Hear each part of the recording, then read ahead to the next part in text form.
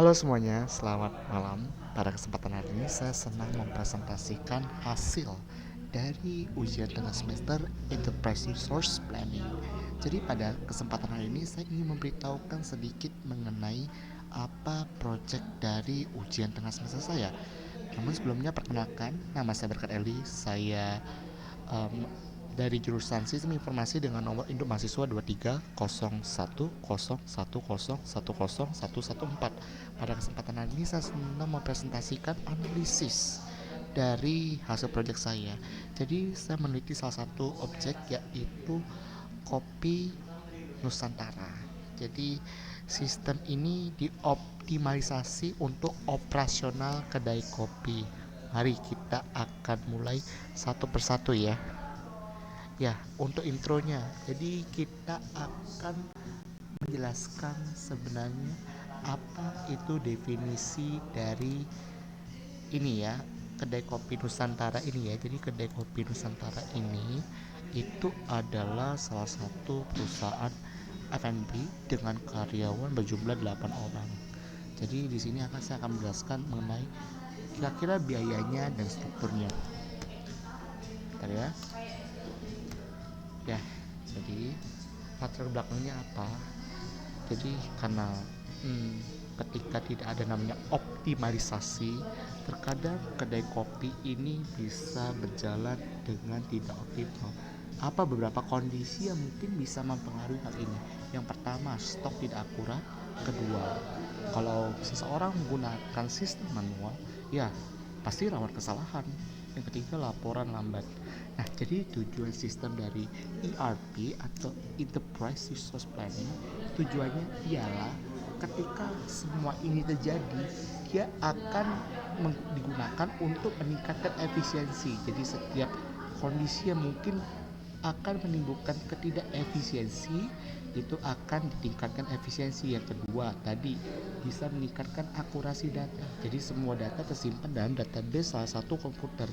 Dan yang ketiga, keputusan itu real time. Jadi real time itu keputusan yang langsung ada saat itu juga, dan real time itu kondisi saat itu juga untuk mengatasi masalah operasional kedai kopi.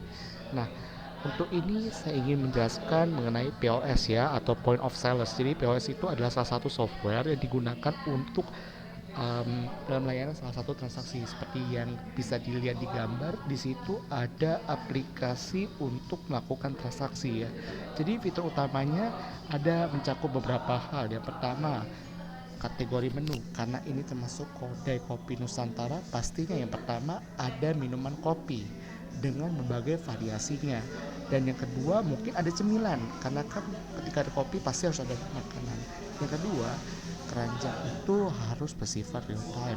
Yang ketiga, ketika seseorang sudah melakukan pembelanjaan, nah orang itu memiliki beberapa metode pembayaran. Contohnya yang pertama bisa pakai tunai, kedua QRIS, dan yang ketiga setelah semua kondisi itu terpenuhi, nanti hasil dari transaksi tersebut akan dicetak dalam bentuk struk.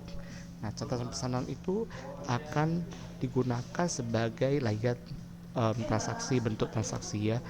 Nah, yang kedua, ketika seseorang sudah menjalankan itu, orang tersebut akan memonitor dapur.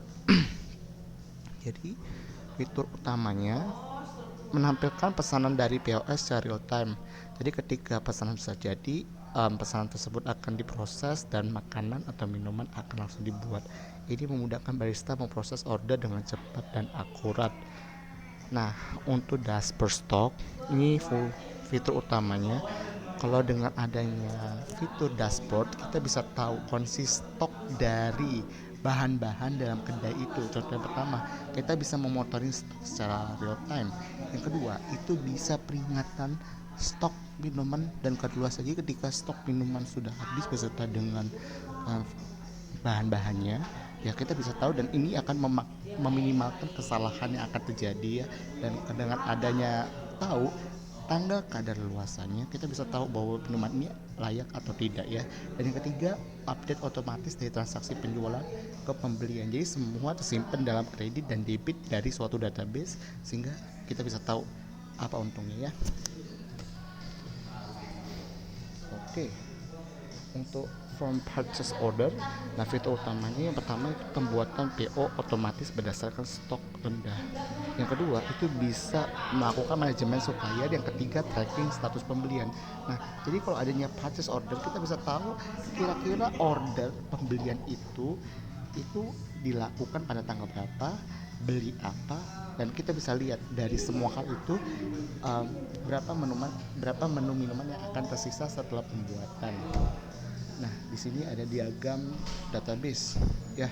Jadi untuk POS itu seseorang akan memasukkan nilai orderan tersebut, nanti akan memunculkan nilai transaksi, inventory, dan finance. Seperti itu ya. Oke, saya langsung lanjut aja. Jadi teknologinya ada beberapa hal. Kita bisa menggunakan Python. Nah, Python ini adalah salah satu bahasa yang digunakan untuk mengembangkan suatu software. Yang kedua, ada namanya POS, adalah salah satu transaksi software untuk berbasis transaksi ya.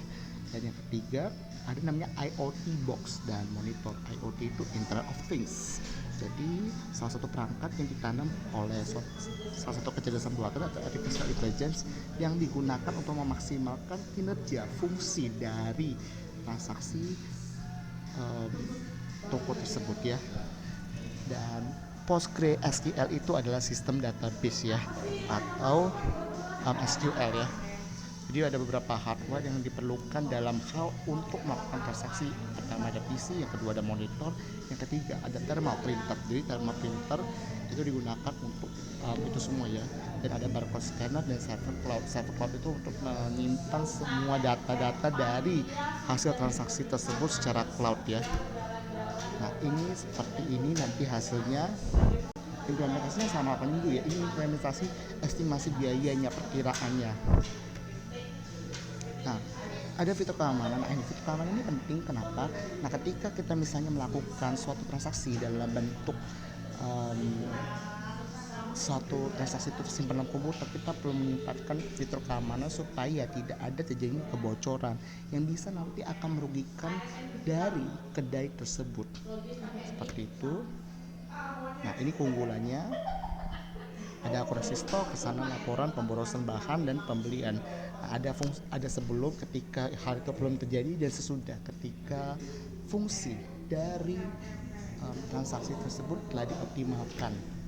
Ya, dengan implementasi sistem ERP ini, kedai kopi Nusantara diharapkan yang pertama mengurangi kesalahan pencatatan hingga 95%, yang kedua meningkatkan efisiensi operasional sebesar 40%, yang ketiga menyediakan laporan keuangan akurat dan real time, yang keempat mengurangi pemborosan bahan baku hingga 30%.